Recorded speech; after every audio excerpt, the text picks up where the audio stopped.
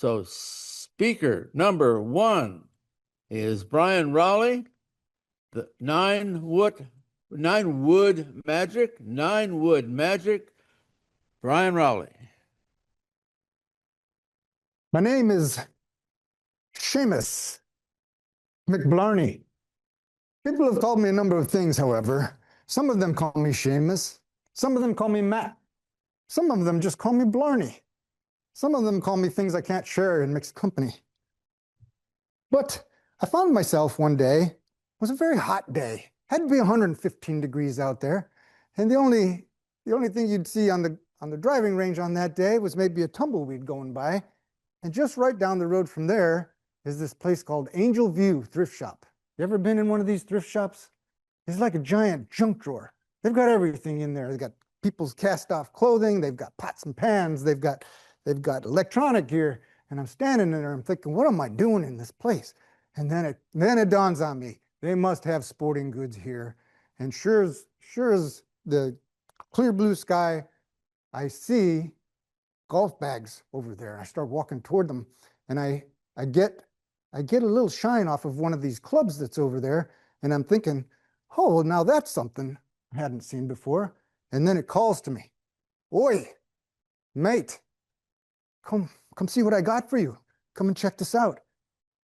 Sure as the day is long, there's this gleaming kind of a silver looking thing with it was Battleship Gray. This one's a fair replica of it, but nondescript, not a brand name I'd recognize, nothing to write home about. And I thought, a club that talks to me. I looked around to see if anybody else had experienced what I was going through. Nobody heard anything. So I said, okay. And the club said, if you take me home, I can show you a few things. So I picked it up, practically sprinted out to my car. I jumped in. I drove to the range. And even though it was 115 degrees out there, there were a few people there. And I teed up my first ball. And I took a mighty swing at it, and boom! And that ball started climbing and climbing and climbing. And it just kept going. It wound up, it bounced right in front of the 250-yard marker, and then screeched to a halt, like somebody who just had to check in with a starter. And boom, I hit another one. Same thing. It's long, it's straight, it's high. Now, those are combinations you don't normally see. However, I saw it in a YouTube video once, and I didn't believe that either. But I just kept hitting the ball, and soon enough, people were watching me. They started to gather. One young lad took off his baseball cap, and he took the earbuds out of his ears, and he said, that's not a 9 wood, that's a rocket launcher.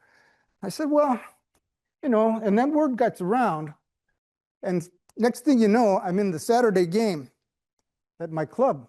This is a money game, mind you. So I think, well, I'm gonna show them a few things here.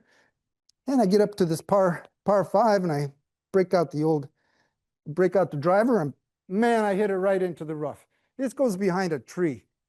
And I look around and I say, maybe I'm gonna give this thing a try. So I pull out my magic 9 wood and I say, here we go. And the guy says, you're never gonna hit that ball in there. And I hear the 9 wood say, let's show him what we got, laddie. And so I hit the ball, and of course it goes around the tree. It comes right up over the trap, and it lands on the green about 2 inches from the cup, and I putt for a birdie. Thought, wow, this is going to be fun. Now, next hole is a beautiful par 3. And same thing, I pull out the old 9 wood, I give a mighty swing, and that ball just goes straight and high, just like on the driving range. It looks so beautiful. I just thought, I don't know how I'm going to explain this, but I don't really have to. The magic is there. It's working for me. And it drops on the green. Again, I putt for a birdie, and I'm feeling a little proud now, kind of like a peacock in his britches, I'm thinking, I'm probably putting on a show here, putting on a little bit of a clinic, showing people how this is done. And I go to the next hole, and I wind up in the rough, and I say to the 9 wood, okay, One more time. Let's see what happens. And I don't hear a reply. And I thought, what's going on? And the nine wood says to me, you know, I can help you with your golf game, but I can't abide your ego.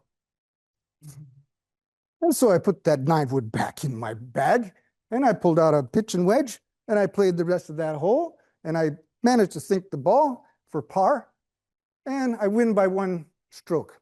We won the match by one stroke. But you know what I did after that? I bet you can't imagine. But if you should ever find yourself in an angel view anywhere in the world, and you happen to see a battleship gray nine wood, I would encourage you, pull it out, take it home with you, and see if you can't find some of your own nine wood magic. Back to you, Mr. Toastmaster.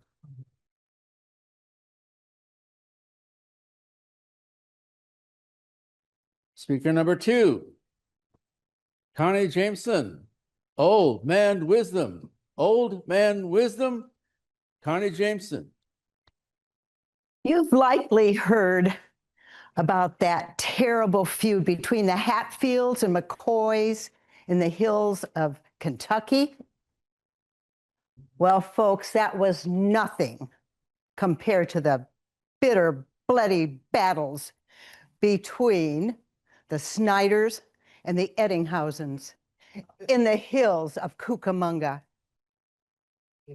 Graveyards were so crowded they had to start burying people standing up. What in tarnation could be done? Clan leaders met with long talks over jugs and jugs and jugs of moonshine whiskey. One-eared Earl and two-toothed Tucker and four-fingered Fred thought they just have to fight it out. Two-jug Jasper wanted things settled by some good old whiskey drinking contests. Their only hope was some wise wisdom, wise words of wisdom from Old Man Lim. Old Man Lim, they recalled, had given sage advice about crop planting, about courting, about child rearing. Well, Old Man Lim was at least 99 years old. He could even remember when the government had a balanced budget. There he sat on his porch with his old hound dog, his spittoon, and of course his big jug of whiskey. His white beard was so long, it kept getting caught under his rocking chair. Old Man Lim could barely see or hear. He couldn't walk, and he could barely talk in a whisper. But his mind was young and alert and active. His wife, Hetty Mae, could tell you stories about that. Well, they agreed that they would abide by any solution that Old Man Lim came up with. So Hattie Mae shooed them all back so that he could think. And he did. He thunk and he thunk. And as he did so, tears welled in his old blue eyes as he thought about those young men with their bodies made strong and healthy and fast from years of stealing watermelons, tipping over outhouses, jumping fences, and chasing the pretty girls. And now the young men stood there with shotguns, clubs, and fists. Many would be dead, plumb dead. in the prime of their lives. Old Lim thought, why can't those fine bodies be used for something rather than fighting and feuding? Ah, the solution. His old wrinkled face broke out in a big toothless grin.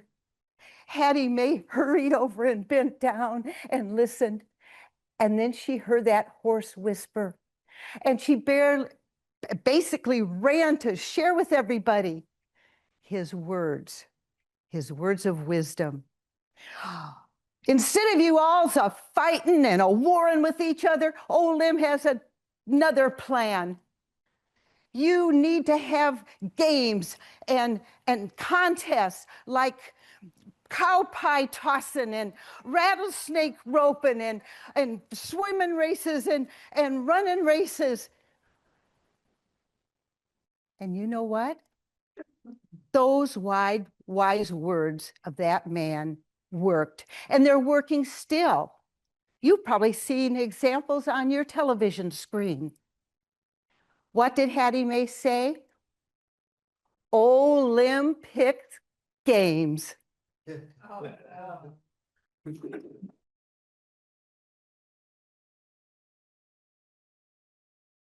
And Richard Snyder is number 3. Richard Snyder, my confession, Richard Snyder. I've been called crazy, nuts, even insane. Tonight, I'm going to share my story with you and let you decide if I'm really crazy. Mr. Toastmaster, fellow Toastmasters, it all started many years ago when I was just a lad. My mother told my brothers and me she was much too busy, much too tired to prepare breakfast for us in the morning. So my brothers and I ate cold cereal before we went to school. My pick was Fruit Loops. Now, my 3rd grade teacher was way ahead of the curve in understanding the correlation between a good breakfast and doing well in school. And each morning she would ask select members in the class what they had for breakfast that day. My classmates would respond, pancakes and oatmeal and eggs. My mouth was watering. And I would say, teacher, I had Fruit Loops for breakfast today. My mother said they're fruit. They must be good. Well, this went on for weeks and months.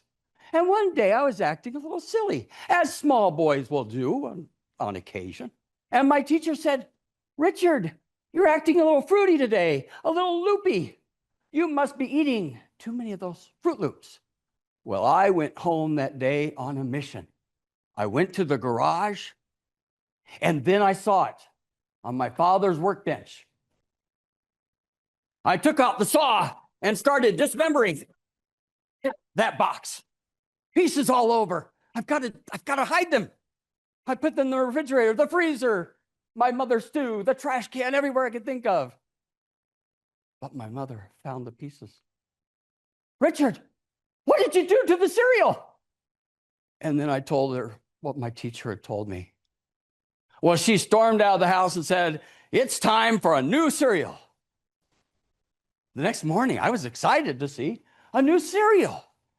She poured the cereal and then poured milk on it. What's that noise? It's talking, dear. What's it saying? Snap, crackle, and pop.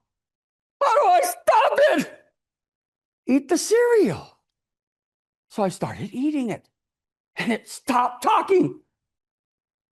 I went to school that day, and the teacher asked me about my breakfast. And I was proud to say, I had new cereal today, Rice Krispies. But I didn't tell her about the talking cereal. That night, I had a nightmare about a talking cereal that seeked vengeance against me. And the next morning, I poured my cereal and milk on the top, and it was still talking. I saw a bat out of the corner of my eye, and I snapped, I cracked, and I popped. Well, after that, my parents decided it's time to get some boring cereal. So over the next, until I left home, we rotated between Special K, Raisin Bran, and Cheerios. I grew up to be an outstanding man. I got married. I had 2 beautiful children, Billy and Betty. Everything was fine and normal until one day I went to Walmart and I heard a ringtone. Cuckoo, cuckoo. And suddenly I was torn back. I was thrown back to my childhood. Cuckoo. I go cuckoo for Cocoa Puffs. Ah! I ran all around the Walmart looking for something. I went to the sporting goods section and saw it. I went back to the cereal aisle and took 40 whacks and stepped back to see what I had done.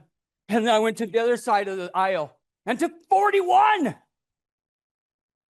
I stepped back to see the carnage, or the cereal nudge. And then I saw 2 policemen with their guns drawn. Put down the hatchet and put your hands up. I was arrested and taken to jail. My attorney said my only defense was temporary insanity. Now I ask you, are these the actions of a sane man? Well, the jury didn't think so. They said I was sane. They found me guilty.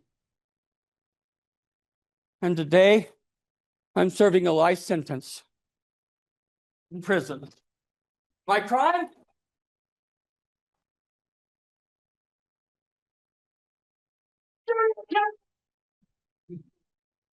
Oh, thank you, sir.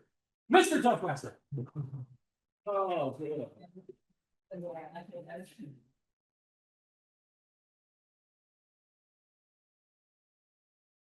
All right. Yes. Okay. This week close enough to read your title, Ed Eddinghausen and his speech, The Dilemma. Ed Eddinghausen. Most kingdoms are famous for brave heroes, like knights in shining armor, dragon slayers, wise wizards. Not my kingdom. My kingdom is famous for jesters. Not just any jesters, jesters named Ed. I happen to be the 27th generation of jester Eds. Our story begins long ago at 12 minutes past 2 in the morning, when a baby boy was born on a pleasant little farm. And when he came out, he had a smile that was so bright, it made the roosters start cock-a-doodle-dooing 2 hours too soon, and the moon had to put on sunglasses. Well, not to be outdone, his baby twin brother was born just 3 to 5 minutes later, and he had a coo so soothing, it put the roosters back to sleep. It made the moon start singing lullabies. Now, when the midwife ran to the record keeper to tell him the story and to give him the names, he said, "Ma'am, this is too early in the morning. I'll write it down in the morning." But in the morning, all he remembered was stories of roosters and moons. And so he gave these 2 twin boys the name of their father. Their father's name was Ed Sr. He named them Ed's sons. Ed's sons grew up in a normal home. They learned how to do the chores around the farm. They also learned some very important, valuable skills like juggling and storytelling and singing songs of the pleasant peasant life. Tales of their entertainment spread far and wide, and eventually to the royal court. And at the age of 18, they were called before the king and given the title of royal court jesters. All was well and good in the land until tragedy struck. One day, the keeper of the court treasury was on a 17-foot tall ladder, stacking gold coins when he tumbled head first into a vat of gold coins. The poor man had a royal pain in the neck, a broken neck. Well, at that point, of course, they needed a new keeper of the treasury, and they sent word out, and people came from far and wide. One man came, and he claimed that he could count to 1,000 without taking a breath underwater. Another said he once balanced a checkbook sitting on top of a 13 3/4 foot pole while blindfolded. And then in walked the man with the swagger never seen before, with an accent that was so sophisticated. It was Juan de Carlos de Magnifico. And the most amazing thing about Juan was his wide mustache was so large it could balance the coins of the kingdom on both sides. Well, 3 weeks from then was the great royal feast to the nobles. And the night before the feast, the kingdom was abuzz. The cooks sharpened their finest cutlery. The musicians sharpened and tuned their instruments. The nobles put aside their best silk suits. The morning of the feast of the nobles, something was amiss. The treasury was empty. Not a single gold coin, not a jewel, not even one single foil mint chocolate. The only thing that was there were 2 strands of Juan de Carlos, whatever he called himself, mustache. Well, this can't be. It was just terrible. The cooks cried. The musicians played a funeral dirge off key. The king laid down with a splitting headache.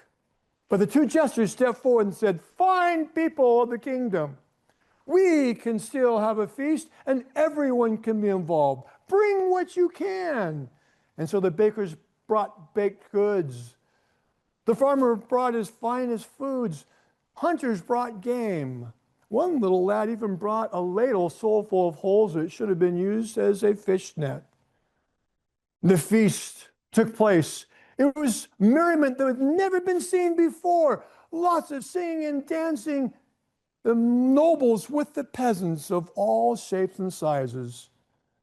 The king stood up and everybody silently waited. He wiped a tear from his cheek and he said, "This is the finest feast we have ever had. From this day forward, it will always be all the peasants involved because the treasure is not from my gold, it's from the hearts of the citizens. The Edsons, come forward. I now proclaim you as keepers of the royal court treasury because everyone knows 2 Eds are better than 1.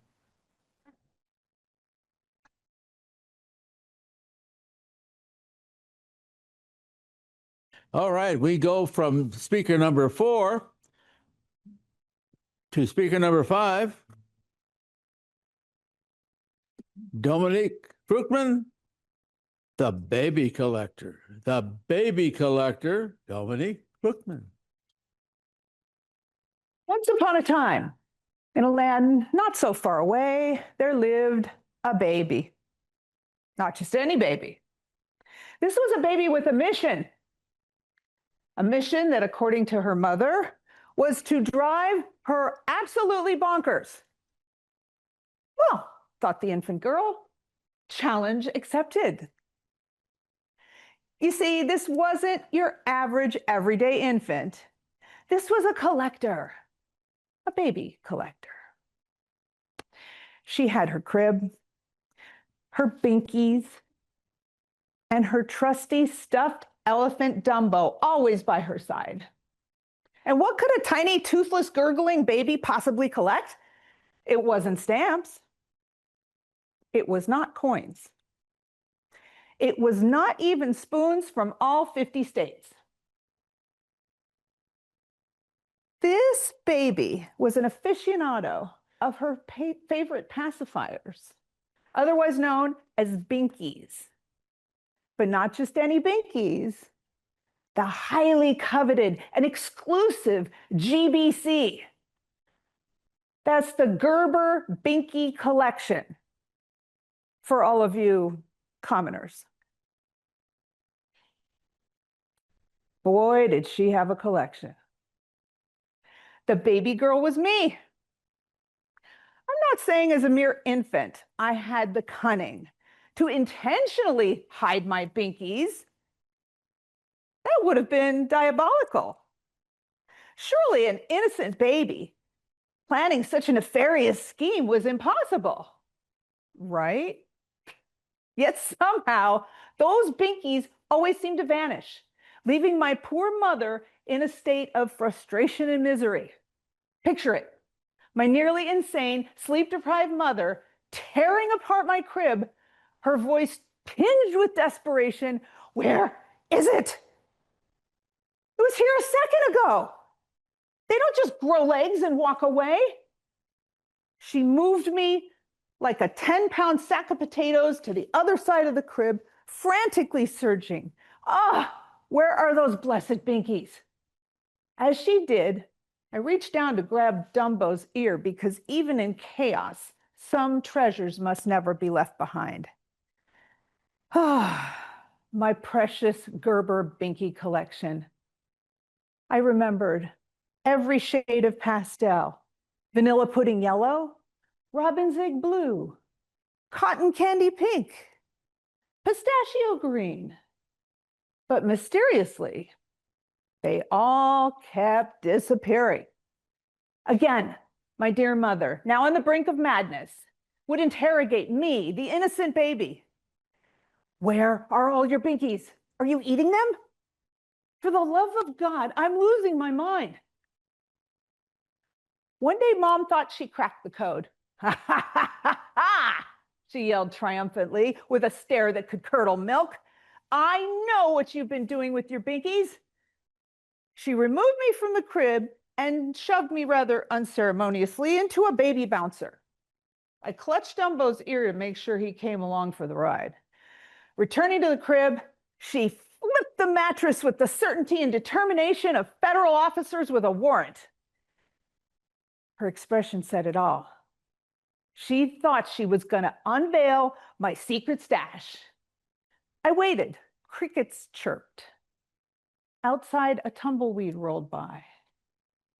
There I sat in my baby bouncer, thumb in mouth, all mysteriously gone in action. Jesus, Mary, and Joseph, she said. What the actual... Alas, there was nothing. As I cuddled with my loyal stuffed elephant Dumbo, a small smile crossed my face. Mom never realized my true genius, her little baby collector, for she had failed to look in the most obvious place. You see, Dumbo wasn't just my favorite stuffed animal. He was the guardian of my treasures, and she would have found every last binky if only she had thought to look in Dumbo the elephant's trunk. Mr. Toastmaster.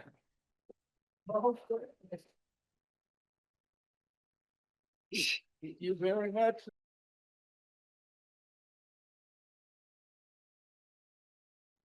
Okay, our next one, and Roxanne Anderson has made me promise to make sure that her husband, Bob Anderson, is accredited with the part of the contribution to this tall tale.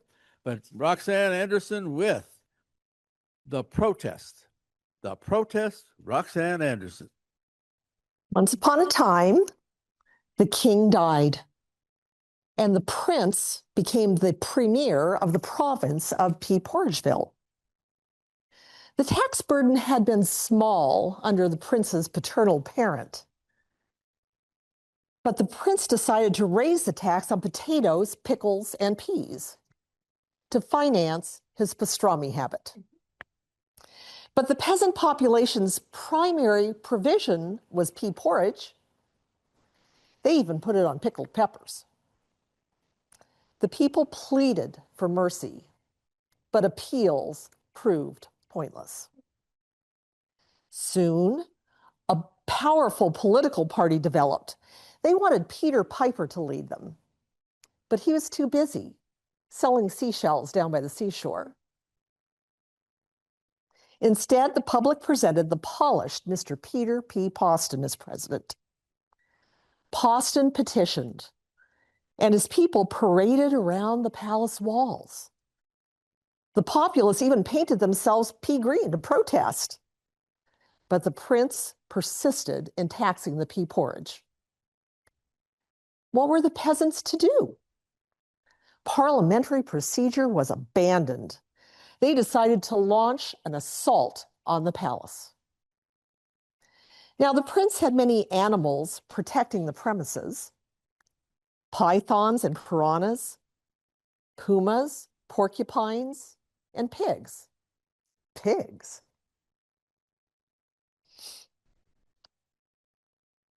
The public peeled potatoes into the Plaza Pond and plugged the palace plumbing, but the animals drove them away. Mr. Poston decided the animals had to be neutralized. So the pythons were sent to Peoria. Parcel post. Postage prepaid. The porcupine's prickly points were plastered with Peter Pan peanut putty. The public poisoned the pigs. The result was that the putrefying smell permeated the palace, and the prince puked. Next, the posse pole vaulted into the palace and hurt.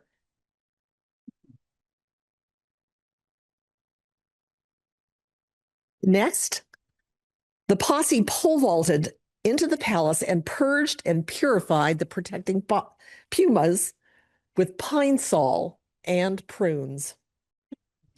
As their final act, the invaders pumped pea porridge into the royal pond around the perimeter of the property and polluted the piranhas. Finally, the paranoid prince capitulated to Mr. Poston and lowered the tariff on peas. But the people of Pea Porridgeville have never forgotten the Poston Pea Party.